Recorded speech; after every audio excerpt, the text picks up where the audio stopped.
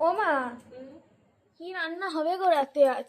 এটা রাতে রান্না না, তাহলে এটা সকালের জন্য কেটে রাখছি। কুমড়ো, পটল, আলু কেটে ধুয়ে ফ্রিজে ঢুকিয়ে রাখবো।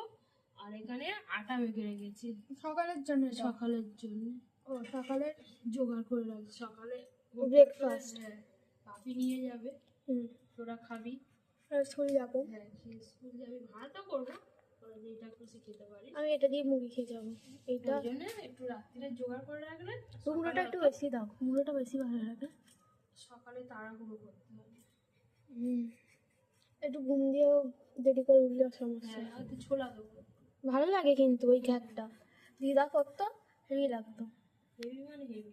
এটা দিয়ে বলে এক গামলা মুড়ি খাওয়া হয়ে যাবে। মুড়ি রুটির সাথে বেশি ভালো লাগে। হুম, ডালের সঙ্গেও ভালো লাগে ভাত দিয়ে। পরোটাও ভালো লাগে। হুম, লুচির সঙ্গেও এটা এমন কি ভালো লাগে, এটা এমন এমন তরকারি। তরকারি। বিশেষ করে কুমড়ো আর আলুটা। হ্যাঁ, কুমড়ো আর একটু দিয়ে দাও, এই রেখে কি হবে? দিয়ে দিচ্ছি।